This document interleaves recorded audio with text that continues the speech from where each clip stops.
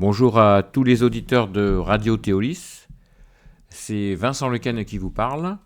Je suis ravi de vous retrouver pour cette 35e émission Le Monde tel qu'il est, que nous consacrons à la géopolitique, à toute problématique de géopolitique, chaque semaine sur Radio Théolis, votre radio préférée, je le sais. Aujourd'hui, je vais vous proposer de traiter un sujet alors très très centré géopolitique. Peut-on faire plus géopolitique que ce sujet que je vais vous proposer? Je ne sais pas, et j'en doute. Après, quand nous ayons traité des sujets un petit peu de détail, aujourd'hui, on va donc essayer de répondre à la question suivante. Étant donné les circonstances actuelles qui secouent le monde, en particulier au niveau des grandes puissances, le rapprochement américano-russe pourrait-il mettre fin à l'alliance entre Moscou et Pékin? Autrement dit, est-ce que l'arrivée de Trump au pouvoir et puis ces changements de position forts, qu'on soit d'accord avec lui ou pas d'ailleurs, la plupart du monde est plutôt surpris, même le connaissant d'ailleurs, même le connaissant déjà, surpris de la façon dont il a de pratiquer la politique, de pratiquer la géopolitique, la diplomatie. Et pour l'instant, rien ne dit que ces méthodes sont efficaces d'ailleurs. Mais bon, là, la question sous-jacente, c'est de dire est-ce que ce coup de pied dans la fourmilière pourrait changer radicalement ou en partie les alliances qui existaient jusqu'alors, et en particulier celle entre la Russie et la Chine. Voilà ce que je vous propose de traiter. Alors, à titre d'introduction, on peut dire que, un petit peu en paraphrasant ce que je viens de dire, désolé, le spectaculaire rapprochement entre l'administration Trump et la Russie de Vladimir Poutine, encore que cette assertion, il faudra la confirmer, pour l'instant, à l'heure où je parle, il n'est pas du tout écrit que les Russes soient d'accord avec l'administration Trump en question pour faire un début de paix avec l'Ukraine, mais bon, on va être positif et optimiste. Et donc, ce spectaculaire rapprochement russo-Trump, en tout cas Trump, lui, le souhaite et le déclame facilement, risque donc de modifier considérablement l'équilibre géopolitique mondial et ce mouvement fort soulève d'importantes questions sur l'avenir des relations sino-russes. En effet, ces dernières années, on a vu un partenariat sans précédent se développer entre Moscou et Pékin, en particulier pendant la guerre de l'Ukraine, mais même avant, jusqu'à atteindre des niveaux historiques d'échanges commerciaux et de coopération stratégique. Cependant, la tentative américaine de créer une stratégie Kissinger inversée, c'est-à-dire qui vise à s'allier avec la Russie pour isoler la Chine, parce que l'objectif final de Trump, c'est pas d'être gentil avec quiconque, c'est de mener une guerre sur l'aspect commercial, ce que fait la Chine, et la Chine ayant pris de l'avance par rapport aux Américains. Et donc l'ennemi des Américains, aujourd'hui, désigné, c'est bien la Chine. Et donc, est-ce que donc la stratégie de Trump, c'est de s'allier avec la Russie pour isoler la Chine? Est-ce que ça aurait, la question qu'on va se poser et auquel on essaiera de répondre, c'est est-ce que ça peut fragiliser donc cette relation qui était en plein essor entre les Chinois et les Russes? Et l'analyse des dynamiques actuelles révèle une situation qui est très complexe, où les intérêts pragmatiques, les asymétries économiques et les méfiances historiques s'entremêlent. C'est ce qu'on essaye de démêler d'ailleurs chaque semaine dans notre émission, notre modeste émission.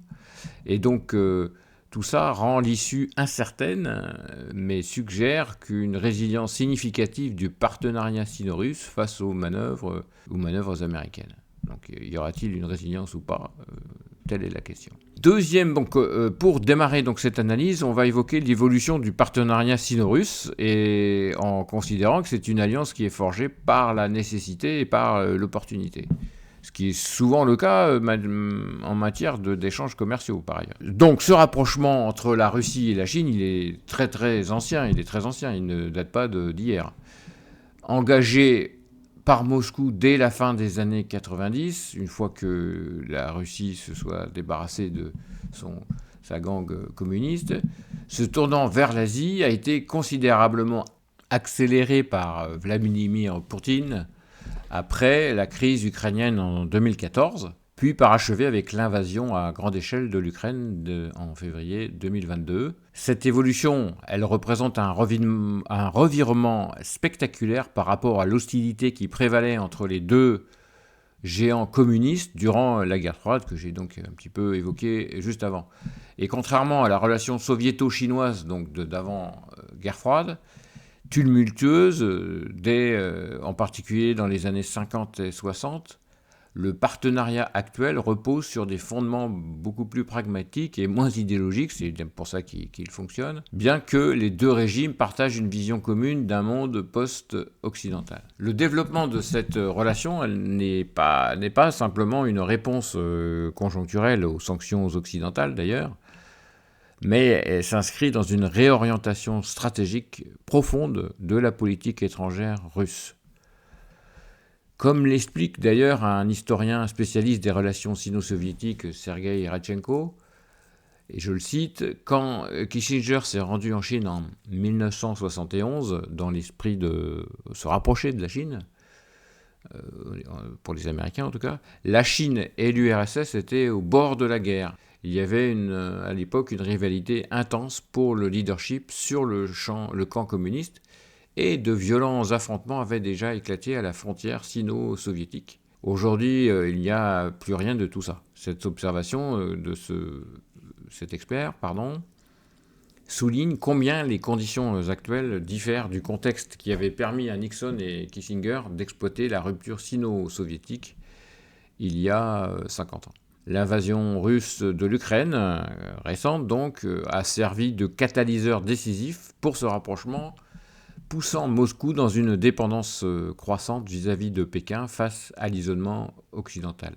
Les marchés européens, leur ayant été fermés, les Européens ayant puni les Russes pour avoir tenté d'envahir l'Ukraine, ma foi, les Russes, ils ont été contraints de réorienter leurs exportations, qui financent leur effort de guerre considérable, donc ils se sont réorientés vers l'Asie pour leurs exportations, et particulièrement vers la Chine. Cette réorientation forcée, du coup, elle a transformé fondamentalement l'architecture des échanges commerciaux russes, et elle a renforcé la position de la Chine comme partenaire incontournable pour Moscou. Tout le monde y a trouvé son compte.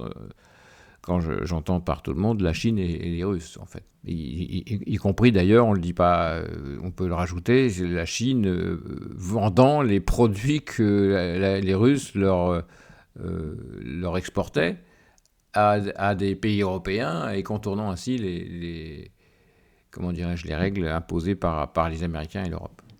Bon, on va donc, ça c'était le premier chapitre de notre présentation. Le deuxième, c'est qu'on va évoquer les dimensions économiques et stratégiques, parce que les chiffres parlent d'eux-mêmes en la matière. Quant à l'ampleur de cette coopération économique, en 2024, les échanges entre la Chine et la Russie ont atteint près de 245 milliards de dollars. Le niveau record, jamais atteint auparavant. Cette progression spectaculaire représente une augmentation d'environ 2% par rapport aux 235 milliards de l'année précédente, de l'année 2023, après une croissance déjà très impressionnante de 26,3% de plus entre 2022 et 2023. Bien que le rythme de croissance ait ralenti quand même, on ne peut pas multiplier, on ne peut pas faire plus 30% chaque année, le volume global des échanges continue d'augmenter, et ce qui témoigne de la solidité de cette relation commerciale qui n'est pas démentie jusqu'alors. La structure de ces échanges révèle cependant une asymétrie significative. Les exportations chinoises vers le marché russe sont principalement composées de produits industriels à haute valeur ajoutée, alors que les exportations russes vers la Chine consistent essentiellement dans les matières premières et les produits énergétiques, le gaz et le pétrole. Cette complémentarité apparente masque quand même un déséquilibre profond dans la relation. En 2023, par exemple, la Russie elle exportait majoritairement vers la Chine du pétrole et du gaz, comme on vient de le dire, pour plus de 94 milliards de dollars, ainsi que des minerais et d'autres matières premières. De son côté, la Chine fournissait à la Russie des biens technologiques et des produits manufacturés, essentiellement au maintien de l'économie russe face aux sanctions occidentales. Il faut aussi quand même dire qu'il y a une asymétrie complète entre la population chinoise supérieure au milliard et la population russe qui diminue de plus en plus, qui est légèrement supérieure à la centaine de millions de population. Donc cette asymétrie économique se reflète également dans l'importance relative que chaque partenaire représente pour l'autre. Si la Chine est devenue le premier partenaire commercial de la Russie, Moscou n'était en 2023 que le 6e partenaire de Pékin. De plus, la Russie est également dépendante des compagnies et des banques chinoises pour ses investissements les plus importants dans les secteurs énergétiques et des infrastructures. Cette dépendance, elle s'est accentuée par la yuanisation accélérée des échanges. La Russie utilise majoritairement le yuan pour régler ses transactions avec la Chine, et pour cause les sanctions occidentales. Comme le note une analyse du CPI, la Russie, en dédollarisant ses réserves de change, a permis au rouble, après s'être fortement déprécié face au dollar à la suite du déclenchement du conflit et des sanctions de février 2022, de rapidement revenir à son niveau d'avant-guerre. Donc là aussi, les Chinois ont largement aidé les Russes à contourner les sanctions occidentales, contournant la problématique monétaire pour les Russes. Troisième chapitre de notre présentation, la dimension géopolitique, vraiment géopolitique. À savoir, on va parler de convergence d'intérêts face aux Occidentaux. Car au-delà des considérations économiques, le rapprochement sino-russe repose sur une vision partagée de l'ordre mondial, l'ordre actuel. Les deux pays manifestent ensemble une détestation commune de la suprématie des États-Unis et des valeurs libérales occidentales. Cette convergence idéologique s'accompagne d'une proximité personnelle forte entre Vladimir Poutine et Xi Jinping, le leader chinois, qui se sont donc rencontrés une quarantaine de fois et ont entretenu d'innombrables échanges téléphoniques sur ces dernières années. Par exemple, dans un message du Nouvel An adressé à Vladimir Poutine, Xi Jinping affirmait que les deux puissances, je le cite, continuent d'avancer main dans la main sur la voie juste du non-alignement. La coopération sino-russe s'étend au-delà des relations bilatérales pour englober les enceintes multilatérales comme les Nations Unies, l'Organisation de coopération de Shanghai ou les BRICS, dont on a déjà parlé dans une émission récente du Monde tel qu'il est. Cette coordination diplomatique, elle permet aux deux pays de faire contrepoids à l'influence occidentale dans les institutions internationales. Et voilà, et comme le souligne une spécialiste de la Chine, Madame Alice Ekman, l'existence d'un ennemi commun et la volonté partagée de créer ensemble un nouvel ordre mondial au sein duquel cet ennemi serait affaibli, constitue une des forces motrices du rapprochement sino-russe. Voilà ce qu'on pouvait dire donc, sur la relation entre la Chine et la Russie et comment elle s'est construite et l'état dans lequel elle se situe aujourd'hui. À présent, on va évoquer la stratégie Kissinger inversée qu'on citait dans l'introduction de notre émission. Donc cette stratégie Kissinger, du nom du secrétaire d'État des années 70 de Nixon, et donc cette nouvelle stratégie est adoptée par Trump. Le récent rapprochement entre l'administration Trump et la Russie, donc, il s'inscrit dans une logique stratégique délibérée. Comme l'explique le journaliste François Langlais qu'on retrouve sur la chaîne TF1, l'objectif central de l'administration de Trump, c'est de briser l'alliance entre la Chine et la Russie, comme on l'a dit en introduction. Et c'est ça, cette stratégie qu'on surnomme la reverse Kissinger, et qui viserait à reproduire le rapprochement conduit par Richard Nixon, par comparaison, et son conseiller avec la Chine de Mao, et dans le but d'essayer d'enfoncer un coin dans le bloc communiste. Cette fois-ci, c'est l'inverse, c'est les États-Unis qui souhaitent se rapprocher de la Russie pour l'éloigner de la Chine, d'où ce terme de Kissinger inverse. Cette approche, elle repose également sur plusieurs calculs stratégiques. D'abord, l'intérêt pour les États-Unis, il serait d'isoler la Chine, leur principale préoccupation géopolitique, et de ralentir son avance au plan militaire et technologique, c'est ça qui inquiète le plus les Américains, et de conserver pour eux une suprématie au moins relative. Pour Moscou, l'intérêt, ce serait l'attrait potentiel de se dégager de la protection chinoise qui est un petit peu lourde, comme on l'a mesuré tout à l'heure, En effet, cette dépendance, elle est croissante envers la Chine et suscite des inquiétudes à Moscou qui craint que Pékin ne cherche à contrôler à bon compte la vaste réserve de matières premières russes et de continuer à profiter des sanctions occidentales en s'arrogeant de ces matières premières. Ceci étant dit, cette stratégie, elle se heurte à plusieurs obstacles majeurs, comme le signale l'expert qu'on a déjà cité tout à l'heure. Pour que cela arrive, il faut que les conditions soient réunies. Et ce n'est pas tout à fait le cas aujourd'hui. On ne crée pas une rupture entre alliés, on l'exploite. Contrairement, évidemment, personne n'est dupe, même en Chine, et surtout en Chine. Contrairement à la situation des années 70, il n'existe pas actuellement de tension significative entre Moscou et Pékin que les Américains pourraient exploiter. De plus, Donald Trump, lui, semble avoir une vision assez différente, plutôt celle d'une coopération entre grandes puissances qui seraient respectueuses de leur sphère d'influence pour résoudre ensemble des problèmes du monde. Cette approche qui se rappelle davantage le 19e siècle en matière de géopolitique que la guerre froide du 20e siècle pourrait même inclure que la Chine plutôt que chercher à l'isoler. Alors, quelle est, face à cette tentative américaine, la réaction chinoise ? Comment les Chinois, ma foi, voient les choses ? Ma foi, la Chine, elle manifeste un mélange de scepticisme et de confiance dans la solidité de ses relations avec la Russie. Comme le note Pascal Boniface, qui dirige l'Institut de Relations internationales et stratégiques en France, son allié russe est renforcé par le geste de Washington et en même temps, Washington se fâche avec tous ses alliés européens et probablement également avec ses alliés asiatiques. Du coup, les Chinois sont plutôt loin d'être inquiets et ils estiment qu'il ne peut que leur être favorable et ils songent déjà à un rapprochement avec les Européens. Et oui, ça, c'est un petit peu le jeu de stratégie, de risque. Je ne sais pas si nos auditeurs ont déjà joué à ce jeu, mais bon, quand on se rapproche d'une puissance, on peut s'éloigner d'autres, évidemment. Et c'est jamais aussi simple que ça en a l'air à la seule énoncée de la problématique. Bref, plusieurs facteurs expliquent cette relative sérénité chinoise. Tout d'abord, les Chinois ne sont pas assurés que cette énième foucade de Trump, n'oublions pas que c'est Trump, serait encore valide dans 4 ans, où il ne sera plus là, voire dans 2, au cas où les républicains, suite à une politique qui, pour l'instant, est encore très difficile à lire de la part de Trump, qui perdrait, et donc qui lui ferait perdre la majorité au Congrès, et du coup limiterait beaucoup son pouvoir, j'allais dire de nuisance, mais arrêtons-nous à son pouvoir.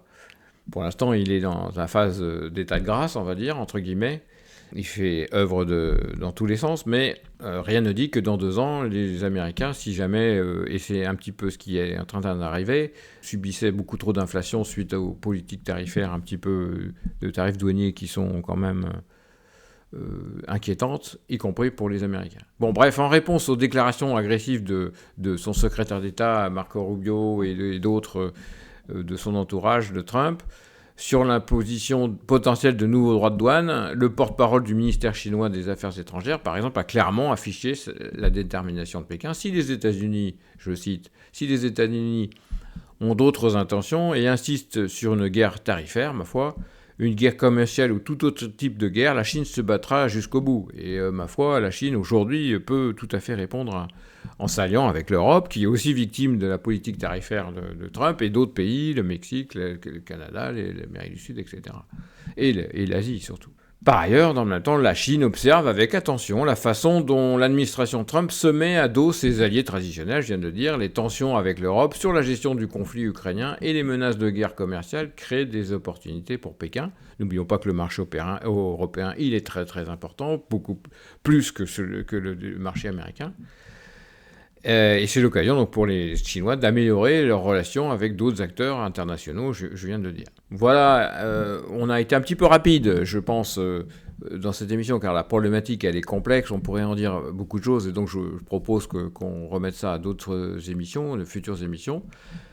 Ça ne m'empêchera pas de vous proposer une conclusion, car en définitive, ce rapprochement américano-russe initié par Trump ne semble pas forcément en mesure, du coup, à court terme, de mettre fin à l'alliance entre Moscou et Pékin. C'est un petit peu ce qu'on peut retenir, en tout cas ce que je retiens de la problématique que je vous ai proposée. La solidité des liens économiques existants, l'absence de tensions majeures entre ces deux pays et leur opposition commune à l'hégémonie occidentale, et je rajouterais au comportement de Trump par ailleurs, tout ça, ça constitue des bases assez solides pour être, voire très solides, pour être trop facilement ébranlées par des manœuvres diplomatiques américaines qui sont relativement peu discrètes par ailleurs. L'asymétrie croissante de la relation sino-russe pourrait, certes, à long terme, inciter Moscou à chercher à rééquilibrer, comme on l'a évoqué, ses partenariats avec d'autres pays du monde. Toutefois, tant que les sanctions occidentales persistent et que la Russie reste isolée sur la scène internationale, son besoin vital du soutien chinois limitera sa capacité à opérer un véritable pivotement vers Washington.